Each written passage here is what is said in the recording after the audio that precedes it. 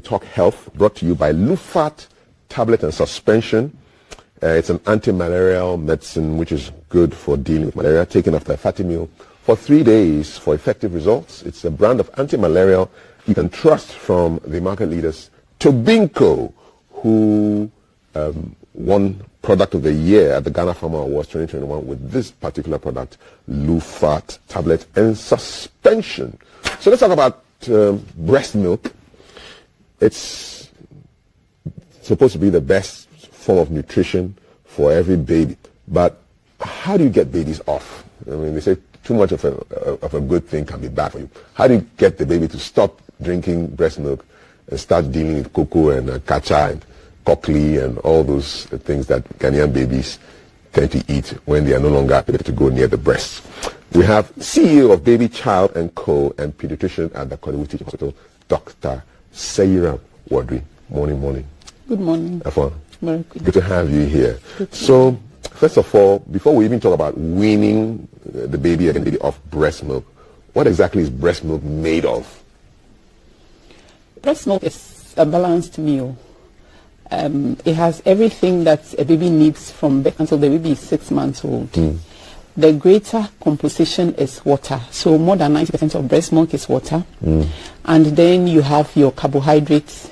You have proteins. You have a lot of proteins in it because there are lots of antibodies, immunoglobulins. Those ones fight infection and prevent you from getting diseases. And then we have some fats that we haven't been able to manufacture elsewhere. We have some fats for brain growth, for eye development. So it has everything that you find in a balanced meal. Okay. That's what it contains. All right. So what is 90% of it? More than, actually. So, a bit more than 90%. So do you advise mommies to drink a lot of water? Yes, when you are breastfeeding, you need to drink a lot of water. Sometimes you are breastfeeding, you even mistake dehydration to mean that you are hungry and then you tend to eat, but you should drink water. Yeah. Once you are breastfeeding, you should drink water. A lot of us don't drink enough water anyway, so when you are breastfeeding, you should take advantage of that to drink a lot more water. When do the breasts start producing breast milk? It depends for many women or different women. Some women start producing breast milk in small amounts. That one is called colostrum, from late pregnancy. But a lot more people will produce breast milk once they have had their babies. Okay, awesome. It sounds like a good thing for babies. Why do you want to get the babies off such a good thing? Why do you want to wean them? You want to wean them because from birth until they are 6 months old, that is when breast milk has everything that they need. But once they are about 6 months old, they need a little bit more. They still get a significant amount of their nutrition from breast milk until they are 1 year old. But once they are 6 months old, you should start introducing other things because at that time, they need a bit more than breast milk alone can provide. Okay. Well, why is 6 months such a magic number? It's a magic number because at that time, the energy requirements have changed, the protein requirements have changed. And also, there are certain things that, though we say that the breast milk is best, there are certain things that babies come into the world with a store with. So it's stored in them. And then by 6 months, those things are getting lower. And you need to replace it from other sources other than breast milk. And then again, at 6 months is when the baby is ready to accept other foods. Most babies at 6 months are able to sit. So if you put them in a high back chair and you want to feed them, they are able to sit. Then their intestines still not as developed as, say, when a baby is 1.5, but is developed enough to begin to digest other things. Before 6 months, their intestines are made solely to digest breast milk. They are not able to digest all the other things that we give them before they are 6 months old. Actually, we are just bothering ourselves. But from 6 months old, their intestines are able to digest. And then again, at that time, you find that the baby is intellectually ready for other things. At that time, when you are eating, you see that the baby is interested. You know, they are interested, they show interest. Before that, they are not. When you even give them food, spitting up is high among them because they don't really want it. But at that time, their brain is ready, their motor abilities to sit up, hold their head, all those things are ready, their intestines are better developed. Yeah. I know some mothers who got their children off breast milk at the age of 3 months. Is that a good idea? It's not a good idea, but when you take your baby off breast milk, it's a decision for only you and your baby. You know, we say breast is best, but again, we don't want the baby to starve. So if at 3 months you find that it is absolutely not possible for you to give breast milk, then you will find the next best thing, which is not cocoa, but then that will be formula. But the best for your baby is to be on only breast milk until the baby is 6 months old. Okay, so now my mom tells me that long after 9 or months, 10 months, she tried to give me breast milk. And she tried to give me food, and I just spat it out. I wanted the breast milk. What was going on there? Why would the baby still want to have breast milk even though the mother is trying to get the baby off? That's to be expected, because breast is nice, you know. So babies, especially those who have been exclusively breastfed, when they really get used to the breast milk, then when you're trying to wean them off, you expect some difficulties in quotes, because it's not really a difficulty, because at that time really the baby is still getting a lot more from breast milk than the baby will get from other foods. It's got to do with how well developed the intestines are and all that. So they still need breast milk for many things, just not all. And with everything, you know, babies learn, but they learn gradually. With everything, for you to develop a skill, you don't just get up one day and you have that skill. You are trained, you learn, so it takes a lot of patience. So at 9 months, if your baby is looking more to have breast milk than other foods, it's just because the baby is not learning. And then you probably, the parents, you are probably also learning how to feed the baby as well, because babies are different. There are some that everything ready, they do it fast, but then there are some that are slow and you need to be patient with them. And so it's about learning. A couple of years ago, there was a story of a 7-year-old who was still being breastfed. Now, have you come across such cases in Ghana where kids are, I mean, this is a class 1 boy still taking breast milk? Have you come across that before? No, I haven't. But then I've read, I know of 1 or 2 celebrities who have done extended breastfeeding. So actually the recommendation is that you do exclusive breastfeeding until your baby is 6 months old, but then you do continued breastfeeding until at least 2 years old. You see, so it's at least 2 years old. So you can go beyond 2 years old. It's a decision for you and your baby to make, not anyone else. But of course, the so it's like a little snack or something. You'll be eating your cocoa, but once in a while, come for a treat. Come to mommy. We know that culturally, some of these things may not be acceptable. Once the child is growing, reaches a certain stage, then you are going to be thinking about other things. So the cultural context also comes into play. But the recommendation is that you do continued breastfeeding until at least your baby is 2 years old. So it means that when your baby is 2 years old, or even 2.5, 3, and you still want to breastfeed, it's allowed. But 7 years is too much.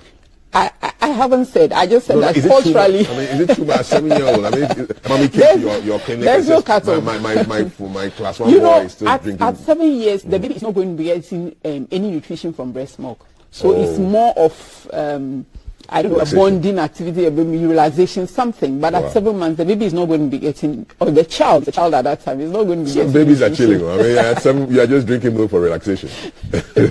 Okay, so back in the days, people could breastfeed for a whole year or 2 even, exclusively.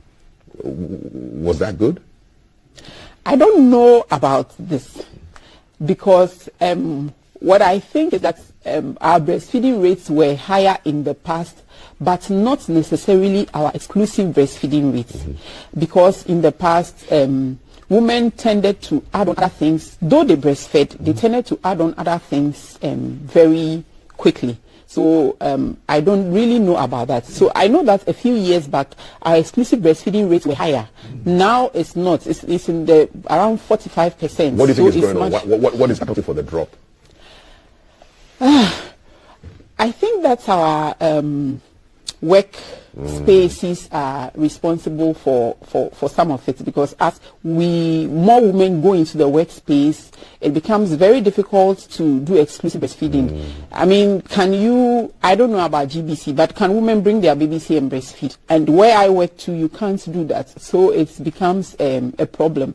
And then when you start going to work, it's not every woman who is able to express enough to live for the baby and all that. So those things come into play. And then again, we are beginning to see replacement feeding as fashionable, because we have more money at our disposal, and then we can buy, and we think that it's more fashionable to give formula, and which really is not the way to go about it, to think about it, because formula is only nutrition, and even that one, it closely resembles breast milk, but it is not breast milk. There are certain things you will find only in breast milk, you won't find in formula. And then breast milk is nutrition and it's protection for your baby as well from diseases, from allergies, brain development, and those things formula cannot do for you.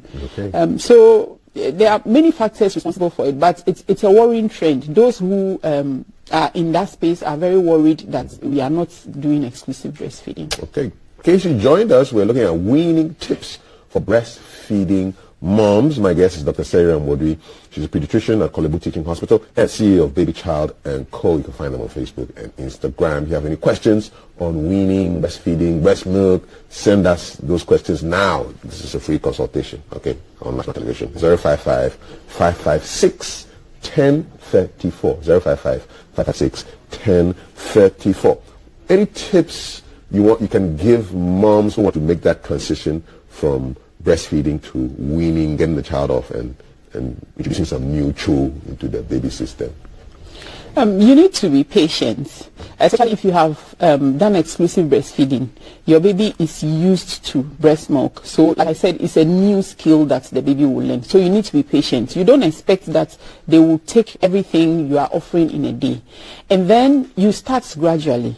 So, the baby is not going to take a cup or even half a cup. The baby may just accept a teaspoon, but that is enough. The next day, then you work on it. And when you are starting as well, start with one food. We know that some babies have allergies. So sometimes we start weaning and then we are using weaning mix that has like 10 ingredients. When that happens, when there's a problem, you will not know the culprit. If you have maize, you have rice, then you have this and you have that. When there's a problem, you don't know which of the many ingredients is causing the problem. So when you're starting, you start with one food. So maybe maize. Whatever you whatever, choose. just yes, one. Yes, so yes. You can identify allergies. If there's a problem, you can identify. And then as the baby accepts it and then time goes on, then you can build onto it. And you introduce a food to a baby and the baby doesn't take. It doesn't mean that that baby is not going to take that food all the 1 year, 2 years. So what you need to do is that you need to be patient. You introduce one food many times before you decide that, even up to 10 times, before you decide that your baby does not like it and your baby is not going to accept it. So we still have significant proportion of our children who are stunted. That's a result of chronic malnutrition. And weaning is a period where some of these things can start because what do you give to your baby? If it is not providing everything that a baby needs, then that baby is not going to grow well. So you start with one food, you start gradually, but as the days go by, you begin to think about balancing. Or even in a day, you begin to think about balancing. So if in the morning you give something that is mainly carbohydrates, in the afternoon you see whether you can give something that has a lot more protein. In the evening you try and see whether you can introduce more fruits and vegetables, so that over maybe a day or 2 to 3 days, you are sure that the baby has got food from all the various food groups. Yes. If you don't do that, then they may have malnutrition. Sometimes they are malnourished, but we don't see it because they are big, they are fat. But we also have micronutrient deficiencies, fruits, vegetables, those sort of things. So a variety, gradually. And then you need to be patient. So again, it comes to those of us who work. You're in a hurry to go to work. And then you give your baby something and the baby is not accepting. And then you just give up. But when you are weaning your baby, you need to have a lot of patience. And sometimes too, the babies, they see the food as fun. They want to play with it. They'll play before they take one spoon, and if you don't have the time to entertain them to have that, then it's going to be difficult. When you are weaning and you are not patient, you can actually introduce some problems into the relationship between the child and food. Okay, let's say you are a mother who is in a hurry, and once you bring the food, you are going to be upset with your baby, you are going to be shouting and all those things. It puts the babies in sort of like a war mode. As soon as they see the food, then they are very, very anxious. So that is not healthy as well. So you need to be patient so that the baby can develop a very good relationship with food as well. Okay. So patience, lots of time, and you need to we give foods to babies and the taste is horrible. But because we want it to be balanced, the baby or the mother? Everybody. We sometimes think that they don't taste. But babies, they have preferences. You have babies who like sweet things. They have babies that like soft things. You have babies that like hard things. So they have preferences. You need to pay attention to their preferences. Sometimes the food is so horrible and it looks horrible, and we want them to eat because it's a balanced food. So you need to pay attention to that. How are you presenting it? Bright plates, bright cutlery, the atmosphere should be relaxed. So these are all things that we can take into consideration when we begin to wean our babies. But like I said, at 6 months, the baby is still getting a lot from breast milk. So it's not like at 6 months you stop breastfeeding and then the baby must eat cocoa, must eat banku, must eat all those sort of things. By fire, by thunder. Let's go to the food groups again. So you're talking about carbohydrates, you're talking about protein, and then fruits and vegetables. Give us a couple of examples of carbohydrate type foods that you would want to introduce a baby to. When it comes to the carbohydrates, we all do very well. We are starting with corn dough porridge. So a lot of babies will take corn dough porridge. A lot of babies will also take mashed pottage, young pottage. They will take that, and even the cocoa, there are varieties. People like house cocoa, and then later on, when you decide that your baby can take mixtures, then the Tom Brown, because those ones they are made of maize. People use rice, and then so when it comes to the carbohydrates, we do very well. And soft banku, a lot of babies like soft banku, especially with okra soup, because it's very easy to swallow. You're giving a 6-month-old baby yes, soft banku? You may. Once you give and your baby likes it, once it's soft enough to swallow, you may. I never had this one. Oh. Wow. In some places, that's their first weaning food. Banku first food? Yes, once it is soft enough. Once it's soft enough that the baby can swallow, especially when you add on okra soup, then yes. It goes well. Yes. And then when we come to the proteins, when we come to the proteins, at 6 months, a lot of babies do not have teeth, or if they have teeth, they have just one and then they can't chew well. So when it comes to the proteins, what you need to do is to present it in a form that the baby can take. What kind of protein? So, you can give fish, but that baby is not going to be able to chew. So the fish must come in a form that, so for instance, we do a lot of ajado.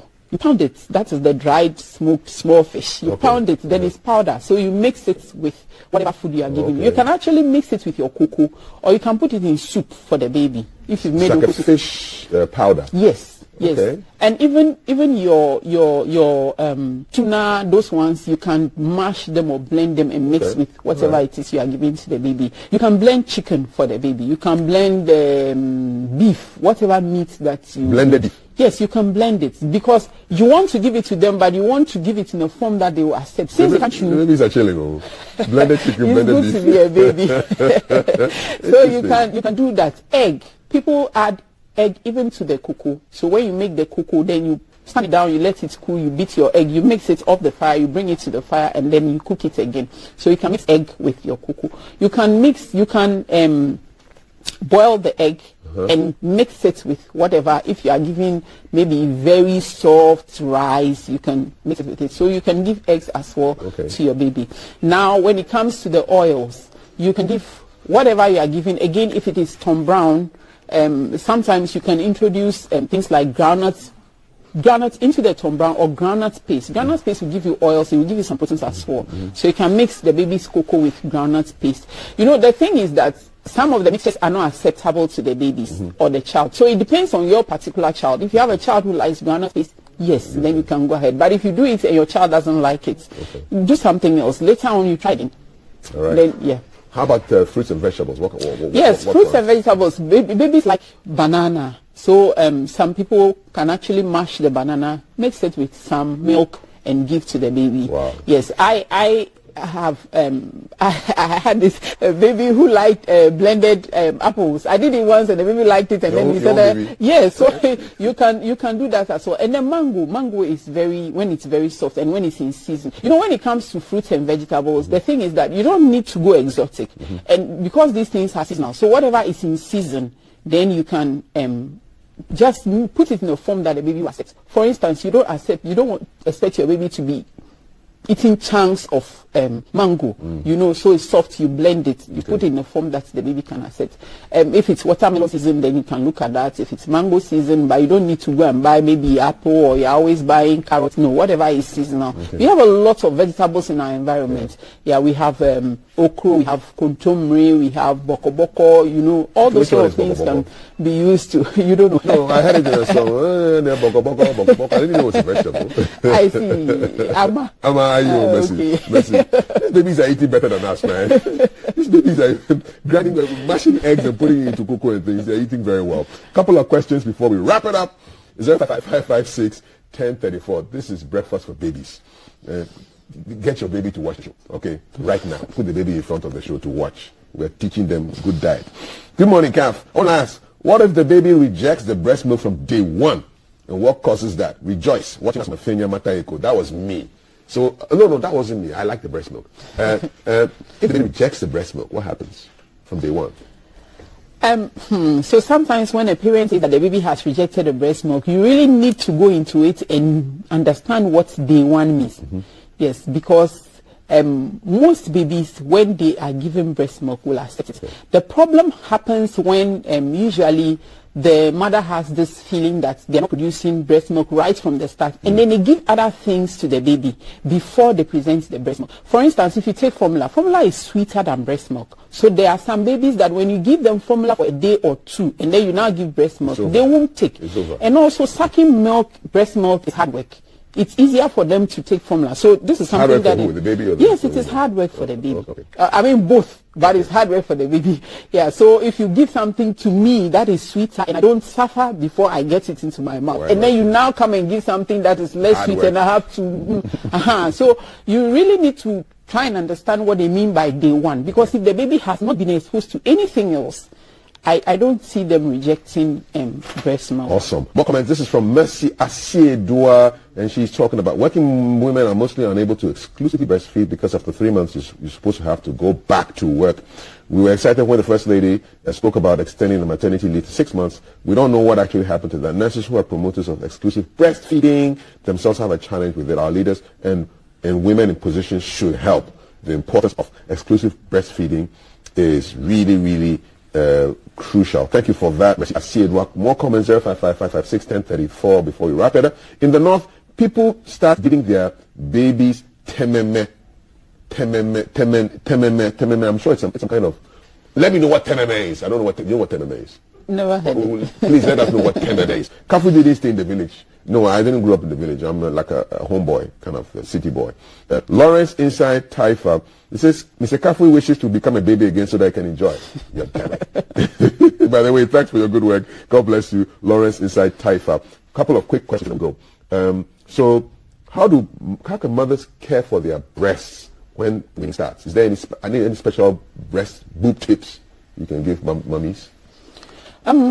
It shouldn't be much of a difference between how you were caring for your baby, your breast earlier, when you were doing exclusive breastfeeding, and then when you begin to wean the baby.